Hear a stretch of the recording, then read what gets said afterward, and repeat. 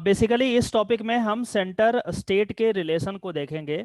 हमने इससे पहले भी सेंटर और स्टेट के बारे में बात हमने करा है। जैसे कि हमने बताया था आपको कि सेंटर और स्टेट जो है ये एक दूसरे से अलग है।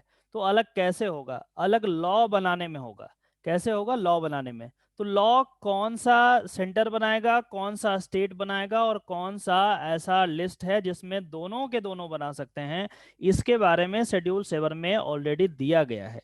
तो उसी पार्टिकुलर चीज को हम यहाँ पे पढ़ेंगे।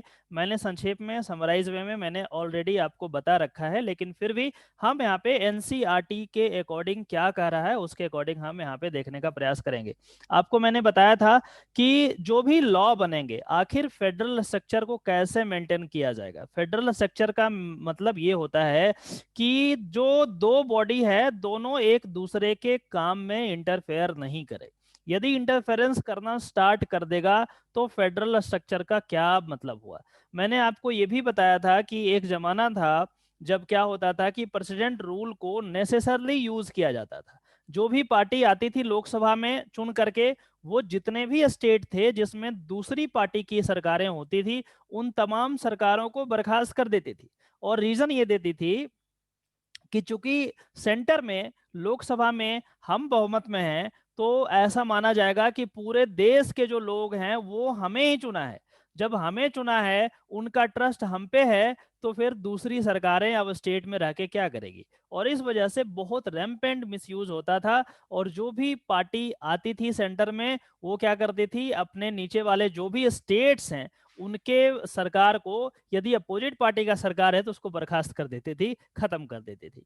लेकिन 1990 के बाद जो है इस पे काफी केसेस हुए, और उसके बाद जो है इसमें ये चीज किया गया कि नहीं, आप ऐसा नहीं कर सकते। यदि कोई सरकार स्टेट में यदि कोई दूसरी पार्टी का है, जैसे मान के चलिए कि अभी सेंटर में बीजेपी की सरकार है, लेकिन यही दिल्ली में आपकी सरकार है, या दूसरे किसी राज्य में कांग्रेस की सरकार है, या फिर शिवसेना की सरकार है, कहीं और किसी और की सरकार है। तो उस सिचुएशन में क्या है, यदि बंगाल में देख लें तो ममता बनर्जी का सरकार है। तो यहाँ पे ये है कि अलग अलग सरकारें हैं अलग अलग स्टेट में, और फिर भी सेंटर में जो है वो बीजेपी है। उन जमाने में क्या होता था कि जैसे मान के चलो बीजेपी सेंटर में आई, तो क्या करती थी, जो भी ये डिफरेंट टाइप के सरकार थे अदर देन बीजेपी, या तो इनके अलाइड हों, या यदि नहीं है तो क्या होते थे, उनको खत्म कर दिया जाता था। और कहा जाता था जी, आप जब यहाँ पे ट्रस्ट ही नहीं है आप पे पीपल का, तो आप क्या करोगे रह के, क्योंकि ट्रस्ट तो हम पे है, तभी तो लोकसभा में हम चुन करके आए हैं। और इस वजह से क्या होता था, पूरा का पूरा सिस्टम इतना ओलझोल हो गया था जिसका कोई वर्णन नहीं किया जा सकता। बहुत ही सिस्टमेटिक प्रॉब्लम था। ये एक जो लैंडमार्क जजमेंट है, मैंने उस समय बोला जरूर था, लेकिन मैंने आपको केस का नाम नहीं बताया था। मैंने जरूर ये बोला था कि आप इसको सर्च करेंगे, कौन सा केस है पता नहीं आप में से कितने लोग सर्च किए हैं नहीं किए हैं, आप ही जानते होंगे। ये जो केस है Acer Bommai versus union of India, ये 1990 के बाद का केस है। 1995 या 6 या 2000 के बीच में ये केस आया है, देख लेना आप। 1995 से 2000 के बीच में ये वाला चीज है। 90 से बाद जो है ना, चीजें धीरे धीरे बदलना स्टार्ट हो चुकी थी। तो इस केस में बेसिकली क्या हुआ कि ये जो प्रेसिडेंट पावर होता था, प्रेसिडेंट रूल जो होता था, उसको चैलेंज किया गया। और ये कहा गया कि क्या सेंटर में जो पार्टियां आती है लोकसभा में, वो चुन करके, क्या उनके पास ये पावर है कि नीचे जो भी सरकारें हैं, स्टेट गवर्नमेंट की सरकारें हैं, उनको बर्खास्त कर दे, उनको वो बिल्कुल डिसॉल्व कर दे, और ये कहे कि चूंकि सेंटर में हम हैं तो ट्रस्ट पीपल का हमारे ऊपर है, तो आप क्या करोगे रह के, आप खत्म हो जाओ। इस तरीके का क्या पावर इसमें इन्विसाज है। और बेसिकली जब मैं ये केस की बात कर रहा हूं, तब मैं आपको इनडायरेक्टली सेंटर और स्टेट के रिलेशन को समझा रहा हूं, जो कि टॉपिक हमारा है। ये टॉपिक में क्या लिखा है वो बाद में हम देख लेंगे, उसको रहने दीजिए। लेकिन अभी के लिए एक होलिस्टिक पर्सपेक्टिव बनाने के लिए जरूरी है कि आपको पता चले कि किस तरीके से चीजें हुई है और किस तरीके से लीगल डेवलपमेंट हमारे कंट्री में हुआ है। और इस पार्टिकुलर केस में कहा गया कि nothing doing, you cannot dissolve the state government if you are I mean elected for Lok Sabha। तो लोकसभा में यदि आप सेंट्रल गवर्नमेंट बनाते भी हैं, इट डजंट मीन कि जितने भी सरकार, जो अपोजिट सरकार है, जो अपोजिट पार्टियां की सरकार है दूसरे स्टेट में, आप उसको डिसॉल्व कर दोगे। नहीं कर सकते, क्योंकि फेडरल स्ट्रक्चर जो है वो बेसिक फीचर है कॉन्स्टिट्यूशन का, और जब ये बेसिक फीचर है तो आप इसको कैसे कर सकते हैं। और यदि ऐसा कर रहे हैं तो ये मिसयूज है प्रेसिडेंट रूल का, और इसीलिए कोर्ट ने कहा कि आप ऐसा नहीं कर सकते। यदि सेंटर में आए हैं तो वो लोकसभा का इलेक्शन है, उसमें ट्रस्ट दिया गया है आपको, लेकिन जो स्टेट का सरकार है, स्टेट के जो लोग हैं, उस स्टेट में उस पार्टिकुलर पार्टी का बहुमत है, उस पार्टिकुलर पार्टी पे ही लोगों ने ट्रस्ट किया है, तभी तो वो जीत करके आया है। ऐसा थोड़ी ना कि वो अपने आप आ गया वहां तक, वो भी तो जीत करके आया है। तो कहीं ना कहीं उस पार्टिकुलर स्टेट के, हो सकता है कि पूरे कंट्री के जो लोग हैं कुल मिलाकर के होलिस्टिकली स्पीकिंग आप पे ट्रस्ट किया है, वो बात ठीक है, लेकिन एट द सेम टाइम एक पार्टिकुलर स्टेट के जो लोग हैं वो उस पार्टिकुलर गवर्नमेंट को चूज किया है, तो हम उस पार्टिकुलर गवर्नमेंट का जो ट्रस्ट है उसको हम किसी भी कीमत पे नहीं तोड़ सकते। और आप सेंटर में रहिए, कोई दिक्कत नहीं है, लेकिन स्टेट में यदि आपके अपोजिट वाली पार्टी है तो वो भी साथ के साथ पैरेलली चलेगी। ऐसा नहीं होगा कि आप जो है सेंटर में जैसे ही आए नीचे वाले सरकारों को आप बर्खास्त कर देंगे, ये नहीं होगा, क्योंकि फेडरल स्ट्रक्चर हमें फॉलो करना है, और फेडरल स्ट्रक्चर में सेंटर और स्टेट का रिलेशन को हम एक बैलेंस रूप में करना पड़ेगा। यदि हम बैलेंस अप्रोच नहीं रखेंगे तो प्रॉब्लम ये होगा कि फिर एक जो है एक तरीके से एकीकरण हो जाएगा, मतलब यूनिफॉर्मिटी आ जाएगी, और जो हमारा डाइवर्सिटी वाला जो कंसेप्ट है वो डाइवर्सिटी नहीं रह जाएगा। हम कितना प्राउडली कहते हैं कि वी आर डाइवर्स कंट्री, मतलब कहते हैं ना कि आप दिल्ली में चले जाएं तो कुछ और भाषा है, आप 10 किलोमीटर और आगे चले जाएं तो कुछ भाषा ही बदल जाएगी, फिर और चले जाएं तो फिर आगे बदल जाएगी, यूपी चले जाएं, बिहार चले जाएं, और नीचे आप चले जाइए चेन्नई और इधर साउदर्न पार्ट में, तो चीजें बदलती चली जाती है, लेकिन yet we all are Indians.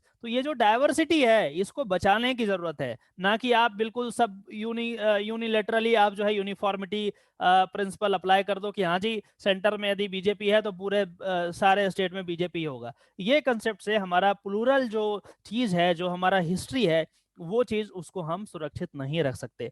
और इसीलिए SR Bommai versus union of India वाले केस में ये कहा गया कि मिसयूज ऑफ जो प्रेसिडेंट रूल है इसको रोका जाए, और जो स्टेट गवर्नमेंट होती है उसको बर्खास्त आप नहीं कर सकते। आप जो है जो प्रेसिडेंट रूल आप जो रूटीन मैनर में लगा रहे हैं, you cannot exercise the president rule in routine manner.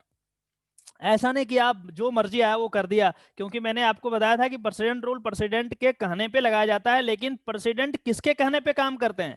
मैंने बताया था काउंसिल ऑफ मिनिस्टर और पीएम के कहने पे प्रेसिडेंट साहब काम करते हैं, और जो भी प्राइम मिनिस्टर होते थे वो कहते थे जी उनको डिसॉल्व कर दीजिए, अपना प्रेसिडेंट रूल लगा दीजिए, तो वो लगा देते थे। तो इस पार्टिकुलर केस में कहा गया कि नहीं, ऐसा आप नहीं कर सकते हैं। एक कंसेप्ट तो यहां से निकल के आ गया। दूसरा कंसेप्ट जो है मैंने आपको पहले ही बताया था कि दोनों में स्टेट और जो यूनियन है, स्टेट और जो सेंट्रल गवर्नमेंट है, उसमें लड़ाई ना हो, दोनों में कन्फ्लिक्ट नहीं हो, इसके लिए जरूरी है कि दोनों के पावर को हम क्या करेंगे, बाइफरकेट कर देंगे। यदि ये सेंटर का पावर है तो इसमें हम स्टेट का पावर देंगे, और यहां पे हम कुछ ऐसा कर देंगे कि कनकरेंट कर देंगे, दोनों का दोनों इस पे लॉ बना सकता है। तो हमने क्या किया है कि ये डिवाइड कर दिया है, हमने बाउंड्री लगा दिया है कि अब आपस में भिड़ना मत तुम, क्योंकि आपस में भिड़ोगे तो नुकसान किसका होगा, देश का होगा, लोगों का होगा, हमारा ग्रोथ रुक जाएगा, हम लोग ऐसे ही लड़ते रह जाएंगे, ग्रोथ नहीं हो पाएगा। इसीलिए कहा गया कि जो सेंट्रल गवर्नमेंट जो है उस वो पार्टिकुलर लॉ बना सकती है, स्टेट गवर्नमेंट पार्टिकुलर लॉ बना सकती है, और कंकरेंट लिस्ट में जो लिस्ट में जैसे भी जो भी मैटर्स होंगे इस पे सेंट्रल गवर्नमेंट और स्टेट गवर्नमेंट दोनों लॉ बना सकती है। ये कुल मिलाकर के शेड्यूल 7 में ये सारी चीजें दी गई है। अब हम ये जो है एक खाका, एक स्केलेटन आपको बन चुका है, आपको मैं समझा चुका हूं। अब हम इसमें देखते हैं कि क्या इसमें कुछ अलग चीज लिखा है क्या, हम इसमें देखने का प्रयास करते हैं, पढ़ते हैं कि आखिर इसमें क्या लिखा हुआ है। कहता है कि judicial review has also been used in matters concerning the legislative competence with regards to the centre state relation. Article 246, article 246 को आप नोट कर लेंगे और इसमें देखेंगे कि ये चीजें क्या है। एडवांस क्लासेस में बहुत डिटेल में ये सारी बातें बताऊंगा। अभी ये आपकी ड्यूटी है कि जो भी यहाँ पे आर्टिकल्स आएंगे इसके बारे में आप जानकारी ले लें, क्योंकि टेस्ट जो मैं लूंगा इसमें तमाम तरीके के क्वेश्चंस हो सकते हैं। जो भी एक एक लाइन यहाँ पे दिया गया है, आपको मैं एक एक लाइन पढ़ाया हूँ, तो एक एक लाइन से क्वेश्चंस भी होंगे, और मैं ये उम्मीद करता हूं कि आप एक एक लाइन पढ़ेंगे एनसीईआरटी का। Article 246 of the constitution provides that the parliament has exclusive power to make law with respect to the matters itemised in the union list. अब आर्टिकल 246 यदि पढ़ेंगे तो उसमें कहा गया है कि जो सेंट्रल गवर्नमेंट है, सेंट्रल गवर्नमेंट के पास एक्सक्लूसिव राइट है, किस चीज का एक्सक्लूसिव राइट है, कि वो सेंट्रल लिस्ट में, मतलब यूनियन लिस्ट में, मतलब लिस्ट 1 में, तीनों एक ही चीज है, लिस्ट 1 में जितने भी मैटर्स दिए गए हैं उन तमाम मैटर्स पे लॉ बना सकती है। एक्सक्लूसिव राइट है, इस राइट को कोई नहीं ले सकता। जैसे डिफेंस हो गया, न्यूक्लियर प्रोग्राम हो गया, ये सारी चीजें, या फिर फॉरेन रिलेशंस की बात आएगी, इसमें कोई स्टेट, पार्टिकुलर स्टेट लॉ नहीं बना सकता, क्योंकि ये सेंटर का एक्सक्लूसिव राइट है। ये चीज सेंट्रल लिस्ट में दी गई है, यूनियन लिस्ट में दी गई है, लिस्ट 1 में दी गई है, तो इसमें कौन लॉ बनाएगा? सेंट्रल गवर्नमेंट बनाएगा। ये कहां से लिखा हुआ है? ये आर्टिकल 246 में लिखा हुआ है, रेड विथ शेड्यूल्ड 7। तो जब भी हम आप देखेंगे कि आर्टिकल 246 रेड विथ शेड्यूल 7, तब आप समझ जाएंगे कि ये सेंट्रल गवर्नमेंट की बात कर रहा है या स्टेट गवर्नमेंट की बात कर रहा है। जो लिस्ट है वहां पे उस तरीके से आप समझ लेना। तो मैं दोबारा कर रहा हूं, क्या कह रहा है कि article 246 of the constitution provides that the parliament has exclusive power. Exclusive power है मतलब कोई भी दखल अंदाजी नहीं कर सकता, है ना। exclusive powers to make laws with respect to the matters itemized in the union list, मतलब list 1 of the 7th schedule of the constitution, वही चीज मैंने जो आपको बता रखा है। अब फिर कहता है, it provides further that both the parliament and the legislature of any state have power to make laws with respect to the matters enumerated in the concurrent list. मैंने ये जो लिस्ट 3 की बात हमने करी है, ये वाली चीज यहाँ पे मैंने बोला था ना कि स्टेट भी बना सकता है और सेंटर भी बना सकता है। मतलब सेंट्रल गवर्नमेंट में जो है या फिर स्टेट गवर्नमेंट में है, दोनों इस पार्टिकुलर लिस्ट में यदि जो भी चीजें दी गई है, इसमें दोनों के दोनों लॉ बनाने में सक्षम है। तो पहला ये बताया कि सेंट्रल लिस्ट में जो चीजें हैं उसमें एक्सक्लूसिव राइट है सेंट्रल गवर्नमेंट का बनाने का। फिर दूसरा बोलता है कि जो कंकरेंट लिस्ट में मैटर्स दिए गए हैं उसमें या तो स्टेट या सेंटर दोनों में से दोनों बना सकता है, कोई इशू नहीं है। तो वो चीज यहाँ पे बता दिया गया। अब फिर देखिए, हम ब्रैकेट में लिख दिया list 3 of the 7th schedule of the constitution with respect to the states. अब स्टेट की बात कर रहा है, देखिए स्टेट किस पे लॉ बनाएगा उसके बारे में बात कर रहा है। कहता है कि with respect to the states it provides that the legislature of any state has exclusive power. यहां भी एक्सक्लूसिव पावर यूज करा गया है, ध्यान से समझिएगा। क्या कहता है कि that the legislature of any state has exclusive power to make laws with respect to the matters listed in the state list. यही फेडरल स्ट्रक्चर है। ये कहा गया कि जो स्टेट में मैटर है, जो स्टेट के लिस्ट में मैटर लिखा गया है, उसमें भी स्टेट का ही एक्सक्लूसिव पावर है। ऐसा नहीं कि सेंट्रल आके उसमें लॉ बनाना शुरू कर दे। यदि सेंट्रल लॉ बनाना शुरू कर दे स्टेट लिस्ट में, मतलब फिर स्टेट का क्या मतलब हो गया? फिर फेडरल स्ट्रक्चर कहां से रहा? फिर हम एक दूसरे को डिवाइड कहां किए? तो एक्चुअली जब हम डिवाइड कर रहे हैं तो ऑब्वियस सी बात है, ना स्टेट गवर्नमेंट सेंट्रल में जाकर के वहां पे इन्वोक करे उसको, या फिर जो स्टेट गवर्नमेंट है सेंट्रल वाली लिस्ट में बनाए। और एट द सेम टाइम ऐसा नहीं कि सेंट्रल पावरफुल है तो वो स्टेट वाले लिस्ट में जो भी चीजें हैं उसमें भी बना सकता, नहीं कर सकते ऐसा। सेंट्रल गवर्नमेंट नहीं बना सकती, क्योंकि स्टेट लिस्ट में जो भी मैटर्स दिए गए हैं वो भी एक्सक्लूसिव राइट है स्टेट गवर्नमेंट का, तो वो भी ब्रीच नहीं किया जा सकता। इस बात को भी हमें समझना पड़ेगा, ठीक है। यहाँ पे देखिए, फिर से मैं यहाँ पे दिखा रहा हूँ कि with respect to the state it provides the legislature of the any state has exclusive power to make laws with respect to the matters listed in the state list 2 of the 7th schedule. This article delivers clear division of law making power.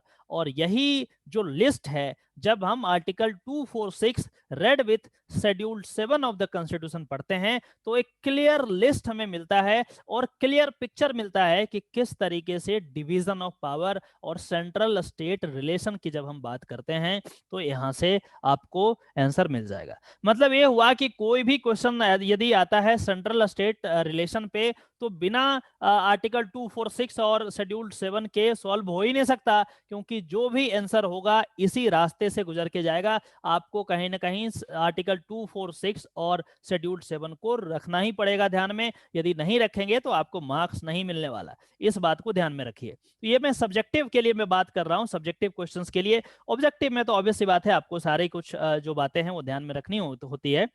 फिर कहता है कि the article delivers clear division of the law making power, division of the powers as well as the room for intersection between the centre and the state. Judicial review helps demarcate the legislative competence and enumerate that the center does not exert its supremacy over the state. अब देखिए यहाँ पे judicial review से इसको कैसे link किया है। Judicial review के बारे में मैंने बताया था कि रिव्यू करती है स्टेट के एक्शंस को, जुडिशियरी रिव्यू करती है कि वो सही है, in accordance with the constitution है या नहीं है, उसको देखती है। तो यही बात यहाँ पे कर रहा है कि हम कैसे इसको जुडिशियल रिव्यू से लिंक करेंगे। तो कहता है कि judicial review helps demarcate the legislative competence and ensure that center does not exert its supremacy over the state. जैसा कि मैंने बताया था कि सेंटर इज वेरी पावरफुल, तो उस समय में क्या होता है कि power corrupts and absolute power corrupts absolutely. तो सेंट्रल कई बार क्या करता है कि स्टेट के मैटर में भी वो क्या करता है, जो है लॉ बना देता है।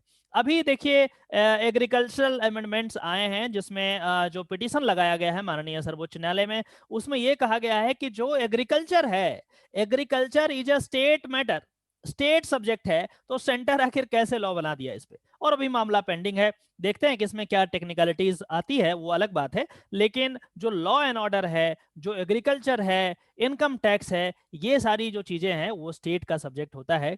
और इसीलिए यहाँ पे यदि हम कुछ उतार चढ़ाव करते हैं तो जरूर हमें टेक्निकली उसको वेरीफाई करना पड़ेगा लीगली, अदरवाइज फिर यहाँ से प्रॉब्लम हो सकता है। तो हमें देखना है कि आगे क्या होता है। इसमें कुछ टेक्निकल बातों को यूज करके यदि इन्होंने लॉ बनाया है तो अलग बात है। इसमें और भी बहुत सारे लॉज हैं, जैसे कि जब आर्टिकल 246 के बाद आप 247 248 इस तरीके से पढ़ेंगे तो वहां पे ये भी चीजें आएंगी कि कई बार ऐसा होता है कि स्टेट गवर्नमेंट, यदि दो स्टेट लड़ गया और वो लॉ बनाने में कंपिटेंट नहीं है तो सेंट्रल गवर्नमेंट को वो अपील कर सकते हैं, वो उनको रिक्वेस्ट कर सकते हैं, रेदर टू से रिक्वेस्ट कर सकते हैं कि आप मेरे बिहाफ पे लॉ बना दीजिए। इन तमाम बातों का जिक्र हम एडवांस क्लासेस में करेंगे जब हम बिल्कुल आर्टिकल वाइज सारी चीजों को पढ़ने का प्रयास करेंगे। फिलहाल एक बहुत ही बेसिक नॉलेज मैं आपको दे रहा हूं कि judicial review helps demarcate the legislative competence and ensure that centre does not exert it's supremacy over the state. तो ये जो चीज है कि सेंटर हमेशा क्या करती है, दूसरे के पावर को स्नैच करती है, ये जग जाहिर है, ये जानने,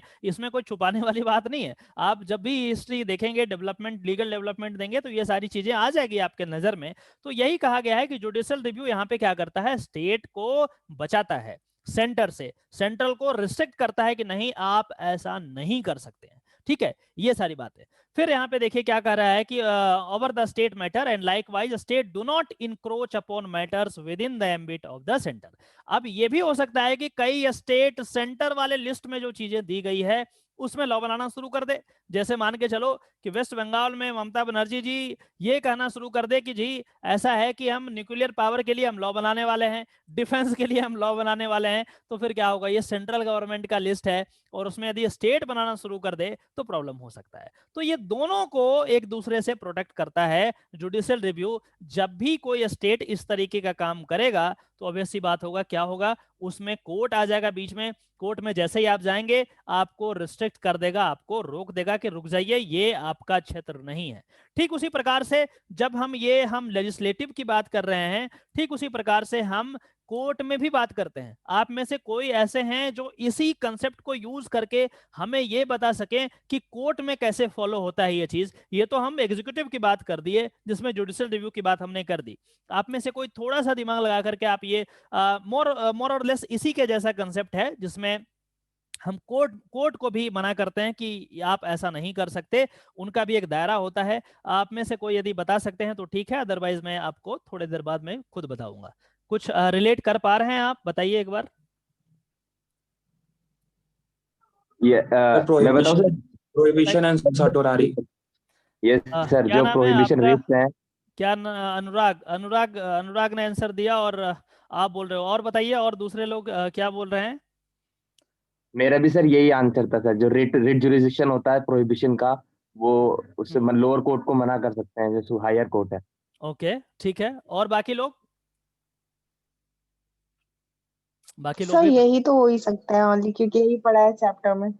अच्छा नहीं चैप्टर अच्छा चैप्टर में यही पढ़ा है अच्छा ठीक है। और कोई लोग कुछ बोलना चाहते हैं तो आप बोलने की आज़ादी है आपको, कुछ अलग आप दिमाग लगा सकते हैं, कुछ और भी चीज़ें हो सकती है, आप बताइए। Review sir. क्या क्या? रिव्यू। ठीक है, रिव्यू की बात कर रही हैं इरम जी, ठीक है, और कोई?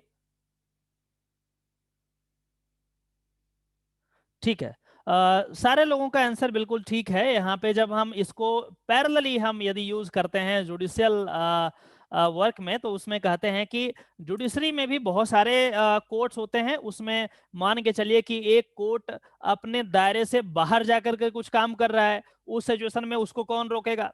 उसको ऑब्वियस सी बात है सुप्रीम कोर्ट या मतलब ऊपर की अदालत रोकेगी। और इसमें जब हम बात करते थे रिट की, जिसमें प्रोहिबिशन की बात करते थे कि ये आपके जुरिस्डिक्शन का चीज नहीं है, यदि आपके जुरिस्डिक्शन का चीज नहीं है तो आप आखिर इसको कैसे डील कर सकते हो, इस केस को कैसे एडमिट कर सकते हो? इसीलिए हमने कोर्ट को जुरिस्डिक्शन में बांट दिया।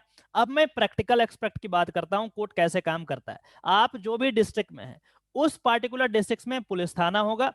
मान के चलिए कि आपके डिस्ट्रिक्ट में करीब 25 से 30 थाने हैं, मतलब पुलिस स्टेशन है, तो उसको क्या कर दिया गया है, 5-5 या 6-6 इस तरीके से पुलिस स्टेशन को एक मजिस्ट्रेट के जुरिस्डिक्शन में डाल दिया जाता है। मतलब ये हुआ कि वो मजिस्ट्रेट साहब उन्हीं केसेस को सुनेंगे जो इन 5 या 6 जितने भी उनको अलॉट किए गए हैं थाना, उसमें आएगा। तो ये 5-6 में आया तो उस मजिस्ट्रेट के पास जाएगा जी, ये 5-6 में आया, इस थाने में जो केसेस आए वो उसके पास जाएंगे, इसमें आए उसके पास जाएंगे, और इस तरीके से हमने क्या कर दिया है, हमने डिस्ट्रीब्यूट कर दिया, हमने जुरिस्डिक्शन को डिस्ट्रीब्यूट कर दिया। ठीक उसी प्रकार से सिविल मैटर्स में भी हमने जुरिस्डिक्शन को डिस्ट्रीब्यूट कर दिया है, ठीक है। और जैसे ही आप किसी ऐसे कोर्ट में चले जाते हैं जिसका वो जुरिस्डिक्शन ही नहीं है, और वो यदि ट्राई कर दे, तो सबसे पहला क्वेश्चन ये उठता है कि वो आप कैसे ट्राई कर सकते हैं, उसको डील कैसे कर सकते हैं, उसको एडमिट कैसे कर सकते हैं, क्योंकि वो आपके जुरिस्डिक्शन का तो है ही नहीं।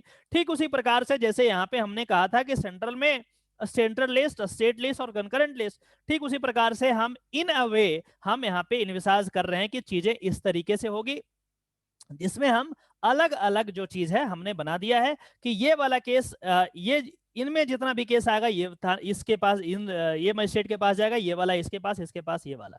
ठीक उसी प्रकार से हम थोड़ा सा और ऊपर यदि चले जाएं तो डिस्ट्रिक्ट एंड सेशन कोर्ट की बात करेंगे, क्योंकि हमने अभी तो मजिस्ट्रेट से शुरू किया, अब हम ऊपर गए तो हम क्या किए, डिस्ट्रिक्ट एंड सेशन कोर्ट की बात करेंगे। तो एक राज्य में अलग अलग डिस्ट्रिक्ट एंड सेशंस कोर्ट होते हैं, और उस particular district and sessions court के अंदर जो भी एरिया होगा, जो भी मामला आएगा, वो पार्टिकुलर जो है डिस्ट्रिक्ट एंड सेशन में जाकर के ट्राई होगा। अब मान के चलिए कि आप जो है लखनऊ में रह रहे हैं, अब लखनऊ में रह रहे हैं तो लखनऊ का जो केस है वो इलाहाबाद में तो नहीं जा सकता ना, तो ये वाला जो एरिया है उसका डिस्ट्रिक्ट कोर्ट जो है उसी में ट्राई होगा, उसी में अपील जाएगा। अब हम बात करते हैं, फिर थोड़ा सा और ऊपर जाते हैं, अब हमें डिस्ट्रिक्ट एंड सेशंस कोर्ट के डिसीजंस को चैलेंज करना है, तो कहां जाएंगे? आप पटना हाईकोर्ट में जा सकते हैं क्या? आप यदि लखनऊ के डिस्ट्रिक्ट एंड सेशन कोर्ट के डिसीजन को चैलेंज करना है तो क्या आप पटना हाईकोर्ट जा सकते हैं? नो। नहीं सर। No sir, no. नहीं सर। क्यों? क्योंकि सर अपने ही स्टेट में पहले तो हम जाएंगे। अच्छा, पहले चले गए मान लीजिए इलाहाबाद, उसके बाद पटना जा सकते हैं? नहीं, वो नो फिर सर, जी नहीं सर, अलग अलग सुप्रीम स्टेट कोर्ट। में। सर नहीं जा सकते, क्योंकि पर्टिकुलर सर स्टेट वाले दूसरे स्टेट में नहीं जा सकते। एक एक करके हाँ। क्योंकि सर किसी पर्टिकुलर भी स्टेट स्टेट वाले सर दूसरे स्टेट में नहीं जा सकते। अच्छा जैसे और लखनऊ है तो सर लखनऊ में ही होगा सर, उसके बाद फिर हम हायर कोर्ट बात करें तो फिर सुप्रीम कोर्ट हो जाएगा सर। अच्छा सर क्योंकि किसी भी स्टेट के सर जितने भी डिस्ट्रिक्ट कोर्ट्स और सबऑर्डिनेट कोर्ट्स आते हैं वो उस स्टेट के पर्टिकुलर स्टेट के हाई कोर्ट के जुरिस्डिक्शन में आते हैं। ठीक है, यस सर। हाँ हाँ ठीक है। एक और चीज मिसिंग हो रहा है यहाँ पे, जब मैं ये कह रहा हूँ कि मान लीजिए कि आप यूपी से हैं और इलाहाबाद कोर्ट का निर्णय आ गया कि हाँ जी ऐसे नहीं ऐसे होगा, तो क्या इस चीज को हम पटना हाई कोर्ट में ले जा सकते हैं, इस मैटर को? ले जा सकते हैं सर। सर हम नहीं ले जा सकते, कोई और ले जा सकता, कोई और कर सकता है सर। कैसे? सर मान लीजिए सर जैसे 139 आर्टिकल पे ले अपोजिशन सब लेकर तुम जा एक सकते हैं, लेकर एक तुम जा करके सकते हैं, बट यूपी में उस चीज को लेकर तो जा सकते हैं, बट आई डोंट थिंक वो चीज जो भी जजमेंट होगा वो यूपी में फॉलो किया जाएगा। हाँ, दूसरे लोग आप बताइए क्या बोल रहे थे? नहीं ले जा सकते मेरे अकॉर्डिंग। क्यों? रीजन भी बताइए। जरूरत क्या है सर, जब ऑलरेडी हमारे पास हाई कोर्ट का ड्यू टू आपके फेवर में रिस्ट्रिक्शन। एक एक करके, ऐसे मत करो यार, एक एक करके बताओ, इसे समझ में नहीं आएगा। सर हाँ बताइए। सर केस अगर यूपी का है तो उसको बिहार में क्यों ले जाएंगे हम? सर जा सकता है मतलब आर्टिकल को इस्तेमाल करके। सर जा सकता है कि सुप्रीम कोर्ट अगर उसको उस केस को ट्रांसफर कर दे किसी अदर हाई कोर्ट में।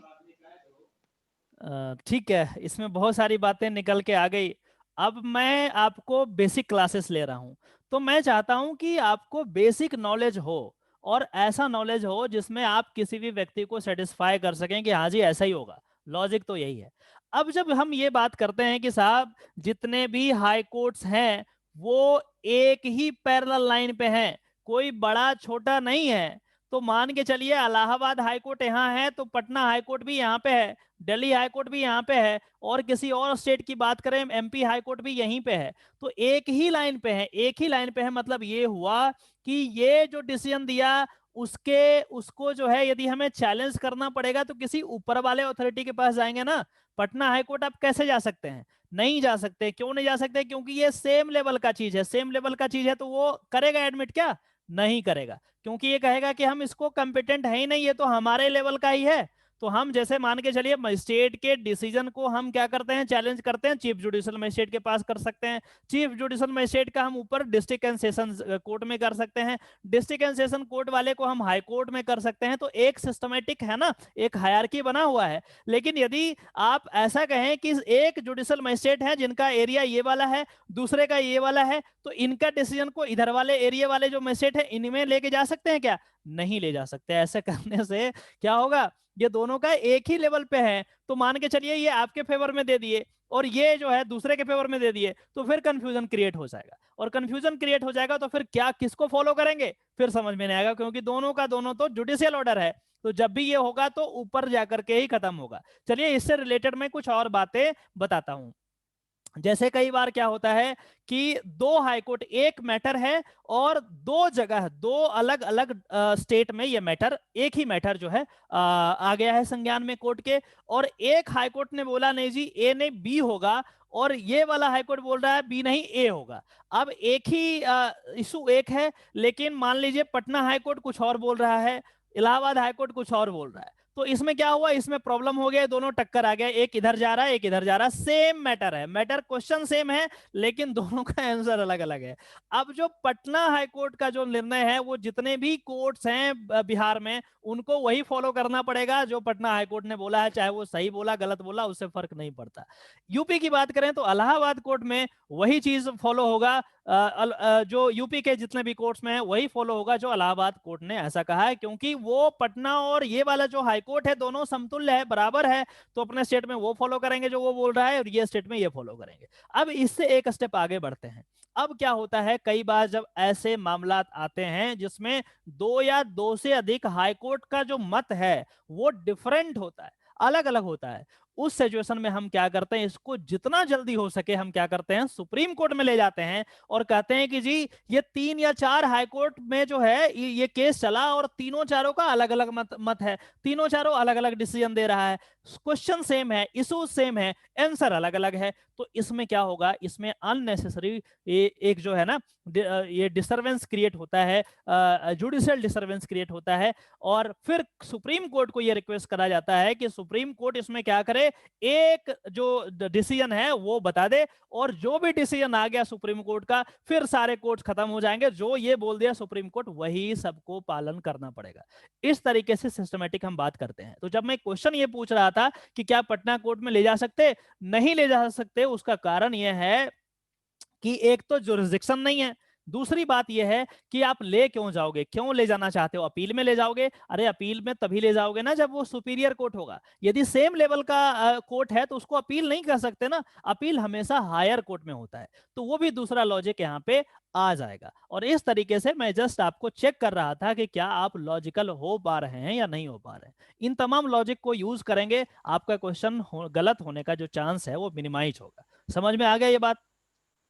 सर अगर सुप्रीम कोर्ट अगर किसी केस को ट्रांसफर कर दे, जैसे अगर सुशांत के केस में देखें तो उसमें जैसे महाराष्ट्र हाई कोर्ट और पटना हाई कोर्ट के बीच में अगर उस केस को पटना हाई कोर्ट में ट्रांसफर कर दिया जाए, क्योंकि वहाँ पे थोड़ा प्रॉब्लम क्रिएट हो रही ना कि वो लोग सही जांच वगैरह नहीं कर रहे हैं, तो कोर्ट के पास भी सही जांच नहीं जाएगी। तो उसमें अगर बिहार के हाई कोर्ट अगर उसमें थोड़ा इन्वॉल्व हो जाते हैं तो शायद सही डिसीजन आ जाए। ठीक है, ये बात मैं भूल गया था वो करना, डिस्कस करना, ये बात भी सही है। सुप्रीम कोर्ट के पास एक एक्स्ट्रा ऑर्डिनरी पावर है जिसमें वो क्या कर सकते हैं, किसी भी केसेस को एक जुरिस्डिक्शन से दूसरे जुरिस्डिक्शन में ट्रांसफर कर सकते हैं। तो इनके पास स्पेशल पावर है, तो इसमें किया जा सकता है। लेकिन उस सिचुएशन में ट्राई नहीं हुआ अभी केस, अभी सुशांत का जो भी केस चला उसमें ट्राई नहीं हुआ अभी। यदि इनको करना है कि आप ट्रांसफर कर दीजिए, जैसे हाथरस वाला केस हुआ, इनको अब इनकी वकील जो है वो कह रही है कि ट्रांसफर कर दीजिए, तो यदि उनको सही लगता है तो ट्रांसफर कर सकते हैं। लेकिन इसका यूज जो होता है बहुत मिनिमम होता है, अक्सर इसका यूज नहीं करते हैं। अदरवाइज ये होगा कि वहां के जुडिशियल सिस्टम पे लोगों का भरोसा उठ जाएगा। लोग सोचेंगे अरे यार यहाँ तो कुछ होना नहीं है, इसको फिर दिल्ली, हमेशा दिल्ली ही ट्रांसफर करो, मुंबई ट्रांसफर करो, फिर जुडिशियल फेथ जो है वो लूज हो जाता है, इसलिए दिक्कत होता है। तो ये ऑप्शन है। आप में से लोग जितने भी लोग हैं इस चीज को मुझे बताएंगे, या फिर मैं टेस्ट में 100% क्वेश्चन दूंगा कि ये जो ट्रांसफर करने का पावर है वो किस आर्टिकल में दिया गया है, जिसमें सुप्रीम कोर्ट किसी भी केसेस को एक जुरिस्डिक्शन से दूसरे जुरिस्डिक्शन में ट्रांसफर कर सकता है। इंपॉर्टेंट क्वेश्चन है, आप इसको ध्यान से समझ लीजिएगा। ठीक है, अब ये लेक्चर खत्म होगा और उसके बाद दोबारा हम लोग मिलेंगे, दोबारा ज्वाइन करेंगे और फिर दूसरा टॉपिक स्टार्ट करेंगे। 1 मिनट के अंदर ये लेक्चर अपने आप कट जाएगा। समझ में आ गया बात?